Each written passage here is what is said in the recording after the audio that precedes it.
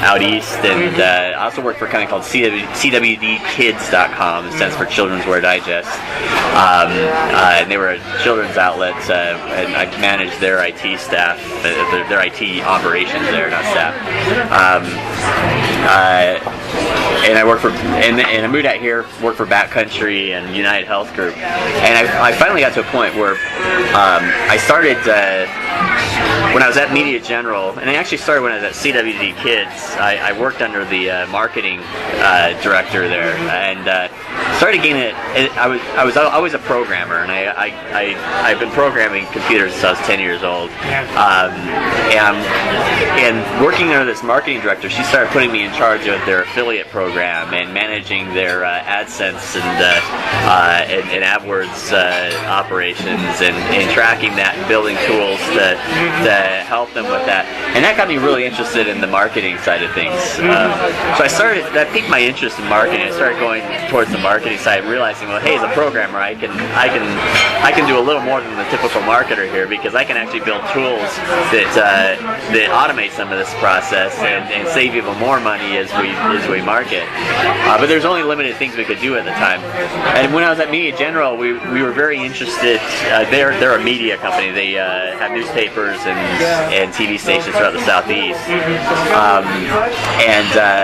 When I was there, we were paying very close attention to MySpace, and at that time Twitter was just barely starting to come out. Facebook was out in niche audiences in the university scene, and there's another one, Pounce, that was out at the time, and a few others, and we were paying attention to that because we saw that this could be the future. News Corp ended up buying MySpace while they were there, and they were somewhat a competitor with us. So we were very interested in, could this be the future of publishing online? And it turns out it was. But it got my interest because I was working in the division that was paying attention to that. As I went forward at Backcountry.com, I worked again on this time on an ad platform to help them purchase and buy ads in bulk on Yahoo and Google.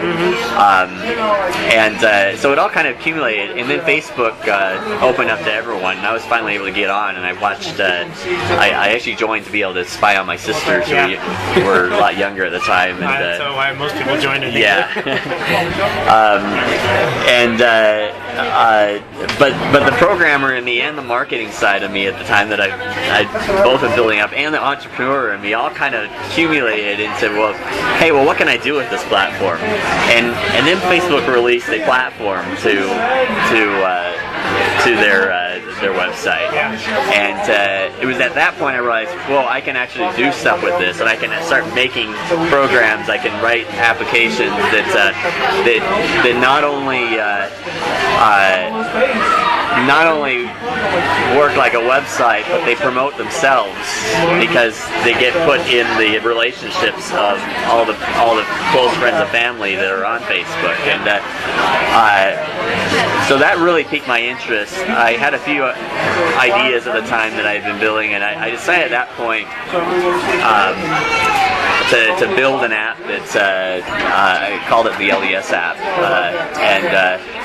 it was an app I just wanted to learn how to do Facebook development, and I built it to kind of learn, but it was targeted towards people LDS faith, and I helped people identify themselves as LDS and learn who their LDS friends were on Facebook at the same time, and also share some of their favorite scriptures and stuff like that.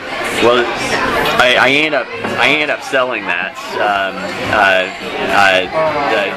and it was the modest amount I got off of that sale that made me finally realize, well, hey, I can now go off and start on my own, and have at least a little bit to push me off on my own. So it was at that point I left, started on my own. like I said, I've always been an entrepreneur at heart. But at that point, I started trying all kinds of things. How did you come up with your ideas for your apps and that kind of thing? It depends on the successful ones, obviously. Yeah, come up with your ideas for those. a lot of it is solving a problem that I have personally. I started with the site I run now is social2.com, TOO.com,